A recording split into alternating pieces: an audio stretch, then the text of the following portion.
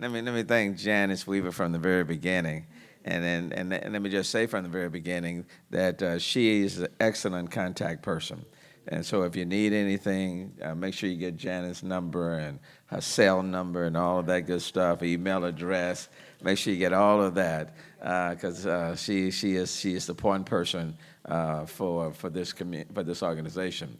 Let me also say to you from the very beginning that I want to welcome you to City Hall. The doors, as you would say at your church at the end of the service, the doors are open. Let me just say to you that these doors are open to you. Okay, so this will not be the last. This is just the beginning, the introductory meeting, and we're looking to add other groups to other individuals to this group as well. So I want to thank you. I want to welcome you all here. One of the things that you are here is that while you're here is that as we move forward, there are a lot of things that come up from time to time. Well, quite frankly, your advice, your counsel, your assistance, your support will be very much needed and appreciated. Because City Hall or city government cannot do everything. In fact, most things we can't do. So your help will be very much appreciated. And I think that was demonstrated just over the last couple of weeks with the weather, with the rainfall on April the 18th, at an unprecedented amount, historic amount, the second most rainfall since 2001, Hurricane Allison. Some areas got 10 inches of rain, some got 12. Outside and in the county area, as much as 12 to 17 inches of rain just came quite a bit, and all over the city, which means that the city, even at its best, could not be everywhere. But I am so grateful that pastors, neighbors, strangers really stepped up and lent a helping hand. And so all of the churches, Bishop Beatty, I know is here, was very active in that Greens Point area. The Word Church was very active. All of the churches that stepped up, that have rendered assistance, opened up your doors, provided shelter, provided food, clothing, you name it. Let me thank you on behalf of the entire city because it takes all of that and more. And in the absence of the faith-based community and other nonprofits, we would not have been able to meet the needs of the people in this city. So let me just say that from the very, very beginning. So God uses everyone, and everybody has a role to play, and I want to thank you. And I'm going to ask for your continuous support as we go through, because if it's not this, it'll be something else on so many different levels. And we're expecting more rainfall this evening going into tomorrow. So one of the things that we're trying to do, one of the things that we have been doing is trying to remove as much debris as possible. Because, we got a lot of rainfall, if you got a lot of debris out there, that just adds to the flooding. So as early as Thursday morning, you had solid waste trucks that were on the premises of the apartment complexes. It's not our jurisdiction to go on the properties of the apartments to clean up their debris. That is their responsibility. But when we saw the amount of debris that was building up in front of the apartment units, and many of these, and many individuals elected not to go to a shelter. They wanted to stay in their apartments. But that was already a stressful state, and to have debris build up would make it even worse. And so we sent trucks out to the apartment complex and started removing that debris as of Thursday morning. Continuing on Friday, we made some tremendous headway. And then we've been working to remove the debris in front of people's homes since Saturday. And they've been going all day, working 7 days a week. And we've made tremendous headway there. And that's where they are right now. There are a number of huge trucks that are out in the neighborhoods trying to pick up as much of the remaining debris before the weather comes in. So we're doing those type of things. But I would tell you that there literally are still hundreds of people that are living in their apartments, and the apartments really are not habitable. or they're just in stressful states. And so we're working in that regard, but we cannot do it without the support of the faith-based community and nonprofits. So let me thank you. Let me thank everyone for what you've done. I do know, even in this regard, some of you, I know I'm going to call on Pastor F.M. Williams in a minute, because I think he said he wanted to make a presentation. In fact, you want to do that now, Pastor Williams? And Pastor Miller, Max Miller. Mayor, we're proud of you. And I told you to hang tough. You've been doing that. Hang tough. The Baptist Association, and Dr. Miller is our president, wants to give you $4,000 from the Baptist Minister Association. I done added another 1,000 from Mount Hebron. He had another 1,000 from Mount Hebron. Now, my church is not that big, so I'm giving $500 from my church. And we have $500 coming from the Houston Ministers Against Crime. Thank you. That gives about $6,000. Thank you. Thank you, okay. Make it out too. Make it out to the Greater Houston Storm Relief Fund. Good.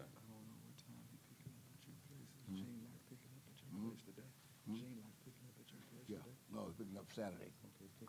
Oh, the food items? Okay. Okay, good. Okay. Good, I'll sit this. Yes, sir. I want to thank them. I want to thank the Houston pastors, ministers of Houston and vicinity, and Ministers Against Crime. Because let me tell you, every amount helps. Because one of the things that this storm showed us again, it's not new, but one of the things that it showed us is that when people are already living on the margins of life, okay, they're already living on the margins of life already. Okay, so they're already in a stressful state. Well, when a storm like this comes on top, and it adds pressure on top of where they find themselves already, it really just exacerbates their problem, and so they were already in need of a lot of stuff, and now they're in need of even more.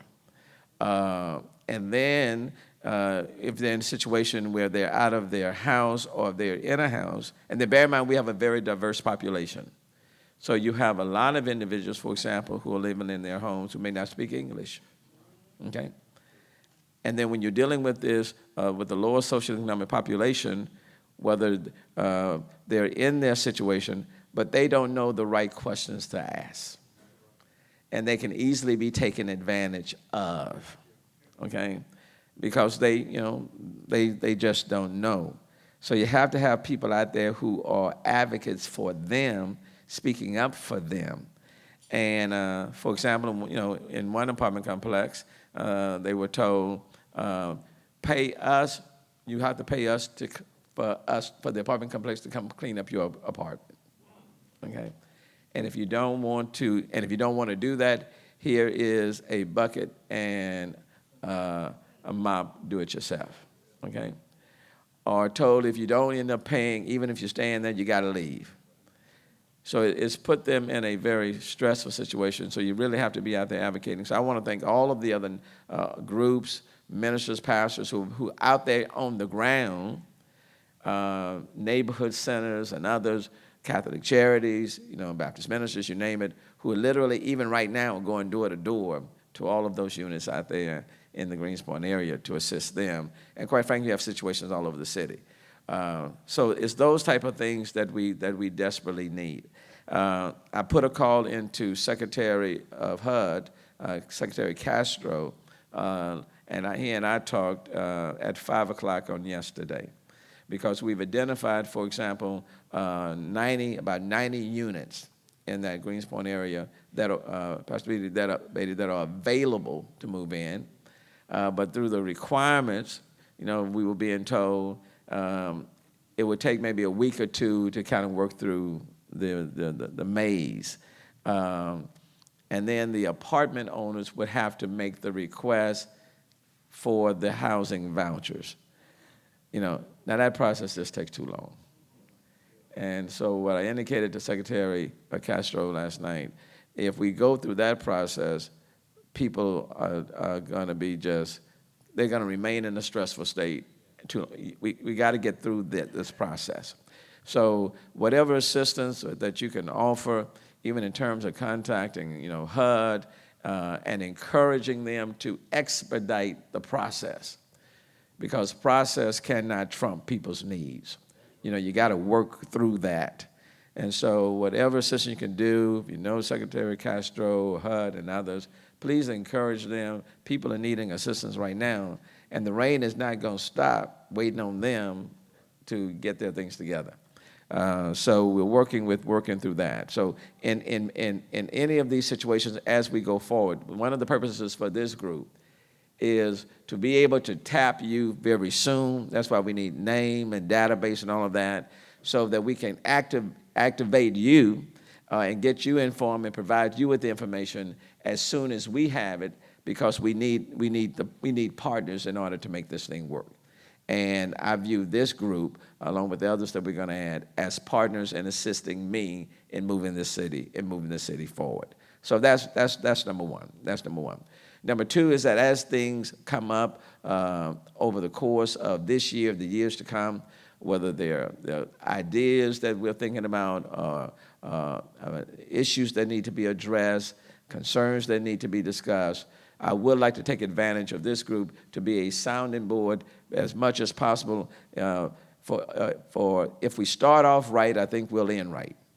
And so I want us to always do our level best to be on the same page, so that we can work through whatever situation the things may come before the city. I view you as vital resources, and I welcome your thoughts, your ideas, your input, so that we can help make this city the best that it can be.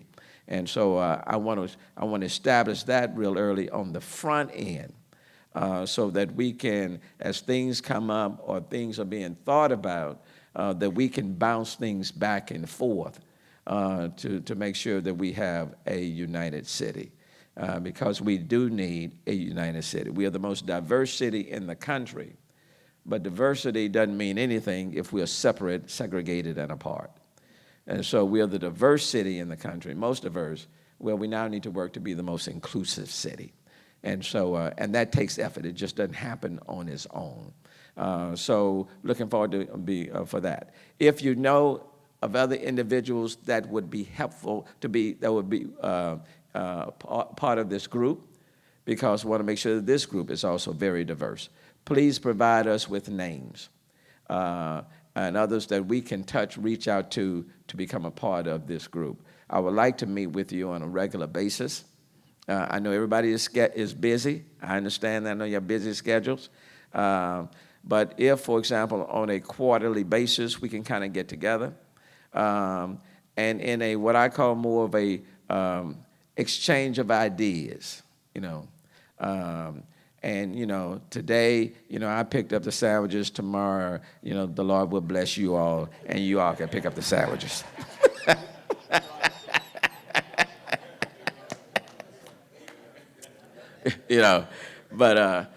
But on a quarterly basis, so that we can discuss, and you may have things that you believe the city needs to address, or things that have been ignored. I want to hear those ideas as well.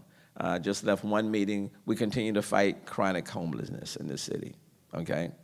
And we have a lot of people, not just downtown, but there are people in the neighborhoods who are in a homeless state, and it's chronic homelessness.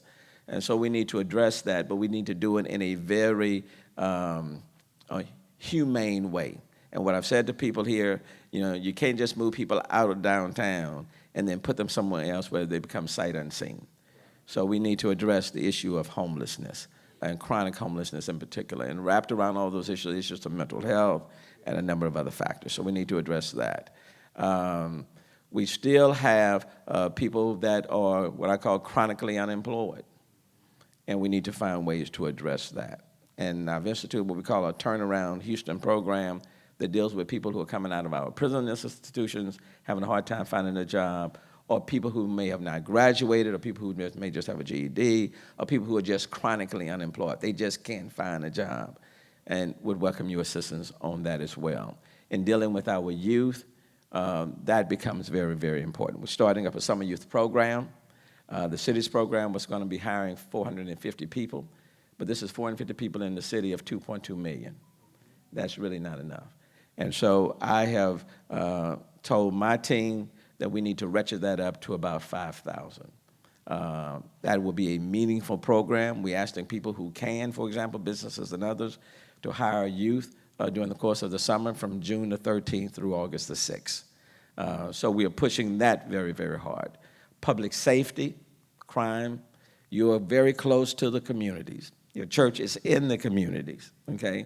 And in many ways, you know, you've got your pulse right there. Well, law enforcement can't do it by itself, and neither should.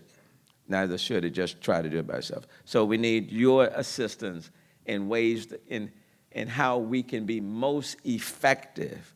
And I want you to have access to me to tell me, to give me those ideas. And then when there are times that we are meeting, for example, even before the meeting, if you tell me, for example, Mayor, it would be important to have this department head at the meeting, or this particular person at the meeting, or these individuals at the meeting, or these persons from the business community at the meeting, then I will get them at the meeting so that the meetings will be productive. I guess the bottom line for me is what I want to emphasize. I want this to be a working, resourceful, thought-provoking exchange. You know, not looking for the what you call it, the photo op.